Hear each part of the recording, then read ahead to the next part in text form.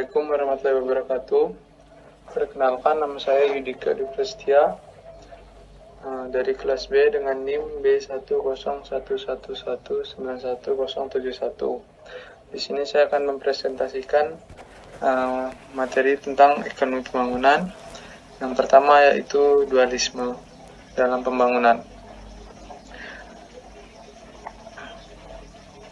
Teori dualisme sosial versi J. Habuk.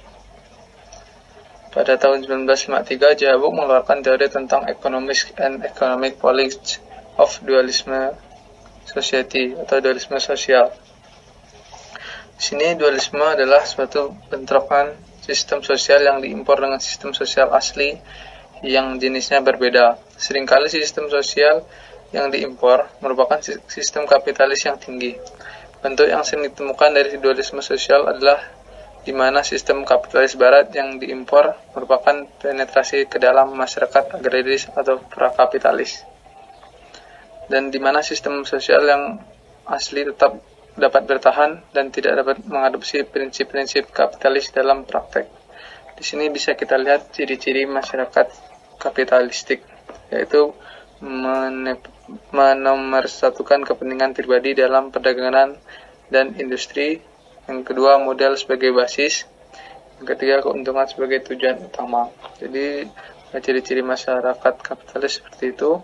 Dan ciri-ciri masyarakat prakapitalis, yang pertama, menonjolnya sifat komunalisme organitas, produksi dalam dan luar keluarga sendiri. Tidak ada perdagangan yang profesional, produk serta konsumsi merupakan unit dasar dari keluarga bersama. Kemudian, kritik terhadap teori dualisme Habuk. Yang pertama dikemukakan oleh Benjamin Hicks pada 1953. Fenomena dualisme tidak hanya terjadi di timur, seperti yang dikemukakan oleh Habuk, tetapi juga terjadi di barat, bahkan bisa terjadi di mana saja.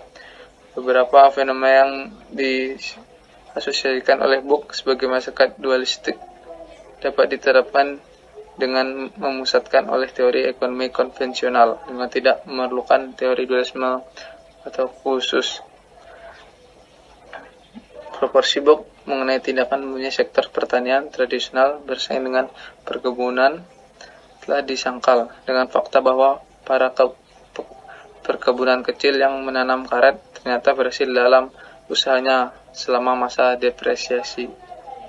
Banyaknya observasi Habuk mengenai ciri khas masyarakat timur tidak konsisten dengan bukti faktualnya. Kemudian Muhammad Sadi juga memberikan tanggapannya tentang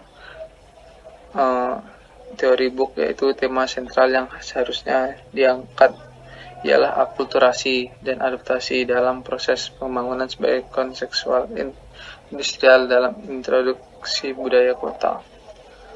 Selanjutnya, dualisme versus segmentasi pasar. Chris Manning dalam hal ini juga berpendapat bahwa yang terjadi di Indonesia bukanlah dualisme ekonomi, melainkan segmentasi pasar. Segmentasi industri yaitu misalnya industri TPT, tekstil dan produksi tekstil. Kemudian segmentasi pasar tenaga kerja, Manning 1980 berpendapat bahwa perbedaan upah dan praktek-praktek di pasar tenaga kerja lebih diakibatkan karena diterapkannya teknologi baru. Selanjutnya, segmentasi pasar industri TPT. Struktur di industri TPT yaitu sektor hulu, membuat serta memintal skala besar dapat padat modal. Menengah yaitu pemintalan, pertenunan, pencelupan semi padat modal. Hilir yaitu garmen, padat karya, terutama wanita yang bekerja di hilir. Kemudian selanjutnya tenaga kerja, potret dualisme industri di Indonesia. Industri besar, menengah, IBM versus industri kecil rumah tangga. Bisa kita lihat yaitu di sini 0% diambilnya. Kerjanya yaitu IKRT-nya 60%, IBM-nya 40%,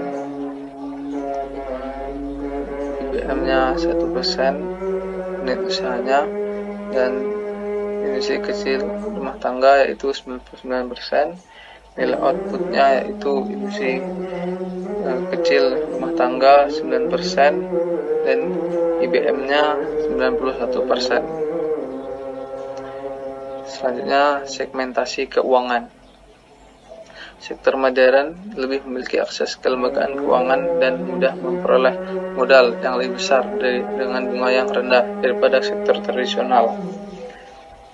Segmentasi pasar pada bank umum, pemerintah, swasta, domestik, asing, seperti BPR, BPR Syariah, BPR, Bank Legit, dan pelepas uang, NSB dan HPS. Negara sedang berkembang. Negara sedang berkembang adalah sebuah negara dengan rata-rata pendapatan rendah, infrastruktur yang relatif terbelakang, indeks perkembangan manusia yang kurang dibandingkan dengan normal global.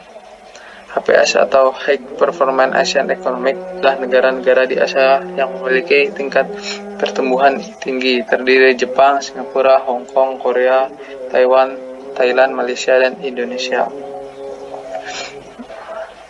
Bisa kita lihat selanjutnya yaitu negara berkembang dalam pengalaman Asia Timur. Pendapatan per kapita rendah. Negara berkembang memiliki pendapatan per kapita yang relatif rendah. Impor lebih besar daripada ekspor. Negara berkembang biasanya lebih banyak mengimpor barang daripada mengekspor barang. Kemudian jumlah pengangguran tinggi. Di negara berkembang pengangguran tinggi karena jumlah penduduknya yang banyak, namun jumlah lapangan kerjanya yang sedikit. Mengandalkan sektor primer. Negara berkembang yaitu lebih mengandalkan sektor primer, yaitu seperti nelayan, perkebunan, pertanian, dan industri alam lainnya. Tingkat korupsi tinggi. Biasanya negara berkembang memiliki tingkat korupsi yang tinggi. Ciri-ciri negara berkembang dari sektor demografisnya yaitu laju pertumbuhan penduduk yang tinggi.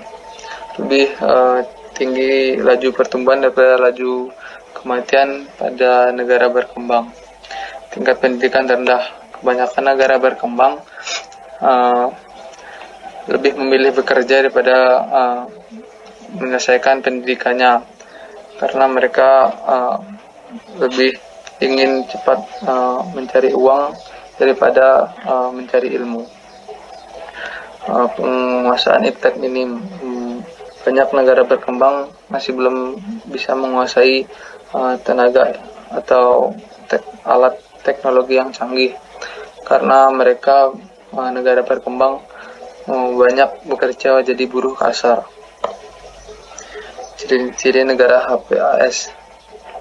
HPS yaitu pertumbuhan ekonomi yang tinggi dan berkelanjutan. Negara yang sudah berkembang ke arah yang lebih baik atau negara maju, biasa pertumbuhan ekonominya yang tinggi dan berkelanjutan. Turunnya tingkat ketimpangan pendapatan dan kemiskinan. Negara maju, tingkat kemiskinan dan ketimpangan pendapatannya bisa dikatakan mulai rendah. Sektor pertanian yang dinamis. Sektor pertaniannya kalau negara-negara maju itu dia tuh sudah mulai melakukan dengan adanya teknologi canggih yang sudah membantu. Di situ kenaikan ekspor. Negara yang mulai maju, ekspor barangnya ke luar negeri lumayan tinggi. Transisi demografi. Setelah itu tingkat investasi dan tabungan, itu pengembangan sumber daya manusia, tingkat produktivitas. Itulah ciri-ciri dari negara HPAS. 1. Pertumbuhan ekonomi yang tinggi dan berkelanjutan. Umumnya negara HPAS memiliki tingkat pertumbuhan ekonomi yang tinggi dan mampu mempertahankannya secara konsisten. Hal ini ditandai dengan pertumbuhan pendapatan per kapita yang meningkat lebih tinggi dibanding negara lain. Turunnya ketimpangan pendapatan dan kemiskinan. hubungan ketimpangan pendapatan dan kemiskinan negara HPAS bertentangan dengan hipotesis terbalik. Kita lihat hipotesis U terbalik. Menyatakan bahwa pendapatan pada awal pertumbuhan ekonomi atau ketika pembangunan dimulai, distribusi pendapatan cenderung memburuk, tidak merata. Namun pada tahap selanjutnya, distribusi pendapatan akan membaik atau semakin merata. Bisa kita lihat yaitu mengapa demikian? Karena pada waktu proses pembangunan baru dimulai, negara yang sedang berkembang dan peluang pembangunannya atau tentunya dimanfaatkan oleh daerah-daerah yang kondisi pembangunannya sudah lebih baik. Sedangkan pada daerah yang masih sangat terbelakang, tidak mampu melaksanakan peluang ini karena keterbatasan sarana dan prasarana serta rendahnya kualitas sumber daya manusia. Bisa kita lihat dari gambar terbaliknya. Selanjutnya, sektor pertanian yang dinamis. Perkembangan perekonomian suatu negara yang bisa diikuti dengan turunnya peranan sektor pertanian. Tetapi bukan berarti mengalami stagnasi atau kemunduran. Faktor pendorong tingginya kenaikan output dan produktivitas pertanian di Asia Timur yaitu land reform atau usaha untuk meningkatkan kemampuan yang masyarakat miskin, pedesaan, dan kelompok masyarakat lain untuk memperoleh akses kepada lahan, memiliki kontrol yang efektif atas lahan. Fasilitas bagi sektor pertanian. Fasilitasnya sudah mulai dikembangkan untuk sektor pertanian. Pembangunan infrastruktur juga sudah mulai dikembangkan dan teknologi pendukung Grand Revolution atau pemulihan kembali, yaitu hal-hal penting dalam pembangunan ekonomi NSP dan Asia. Outward looking strategi yaitu prioritas pemerintah untuk mengembangkan ekonomi yang pesat. Kemudian tingkat investasi dan tabungan. Negara HPAS memiliki perkembangan tingkat investasi dan tabungan yang cukup besar dibanding negara berkembang lainnya. 3. Pembangunan sumber daya manusia, pendidikan formal dan pendidikan non-formal. Pendidikan formal yaitu kayak seperti pendidikan pada umumnya seperti dari SD, SMP, SMA. Kalau non-formal itu seperti kayak kursus-kursus langsung, kayak kursus mesin, kursus teknologi untuk pabrik seperti itu, atau pelatihan-pelatihan. Itu indikator pengembangan sumber daya manusia. Pendapatan per kapita suatu negara, pengeluaran pemerintah di bidang pendidikan, tingkat melek huruf, dan tingkat investasi. Kemudian tingkat produktivitas ialah seberapa efektif dan efisiennya tingkat barang dan jasa untuk setiap masukan indikator yang umum atau GNP per kapita dan GDP per kapita. Terima kasih presentasi dari saya. Sekian, jika ada salah-salah kata saya mohon maaf. Wassalamualaikum warahmatullahi wabarakatuh.